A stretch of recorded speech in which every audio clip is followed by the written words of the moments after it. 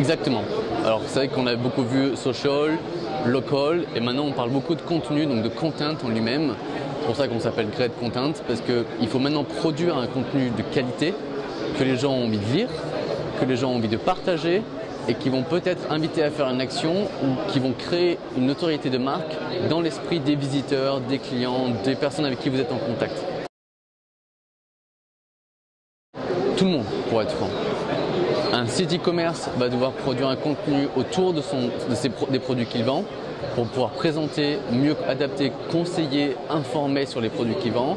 Un média, ça va être de l'information, du contenu de conseil, des guides, où il va falloir produire du contenu toujours plus pour pouvoir toujours atteindre plus de personnes autour d'une thématique. Et après, tout ce qui est éditeur de site, ils ont besoin de contenu pour développer leur présence, développer la relation avec les clients. Et c'est là que ça se joue. C'est pour ça que le contenu prend une énorme importance de plus en plus et que notre société grandit en fait avec ce développement parce qu'on a remarqué qu'au début, c'est des petites demandes et après, on voit que les clients, ils voient que ça marche bien, ils disent on revient parce qu'on a besoin de 2 fois plus. Voilà, exactement. Par exemple, quand on fait un bon article de blog qui est bien structuré ou un article de magazine en ligne qui est bien structuré, qui apporte une plus-value à la lecture, qui dit à la fin de l'article, on va se dire j'ai appris quelque chose. Et parfois, ça invite à commenter, à partager son expérience aussi en commentaire. Et là, ça commence à créer une relation et les gens s'intéressent de plus en plus à la marque et reviennent. Et il y aura plus tendance à vouloir prendre contact avec l'entreprise pour acheter quelque chose ou pour profiter d'un service.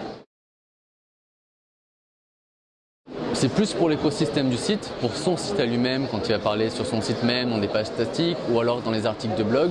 Et en fait, Facebook ou encore les réseaux sociaux vont être un support pour promouvoir en fait ce contenu. Et donc c'est là, sur les réseaux sociaux ou encore sur le site, que les utilisateurs vont dire ce contenu est de qualité, je le partage. Et donc là, le site va prendre de l'importance grâce à ça. Alors nous, on fait attention à 2 détails importants, l'expérience et la motivation. La motivation, pourquoi ils veulent produire du contenu, parfois pour des pneus. Parler de pneus, de fiches automobiles, c'est des sujets assez difficiles, ou encore la finance, pourquoi? Ou alors l'expérience, parce qu'on veut savoir s'ils ont déjà travaillé dans le monde du web, ce qui est assez important pour comprendre les enjeux un peu HTML, langage HTML, et aussi la qualité. Pour savoir s'ils savent écrire un texte, s'ils ont une bonne approche qui va parfois être simplement vendeur, un texte qui va développer une idée dans l'esprit de l'acheteur en disant à la fin il faut que j'achète ce produit, ou alors conseil, savoir donner un bon conseil, savoir formuler, et c'est là que tout se joue. Merci Jean.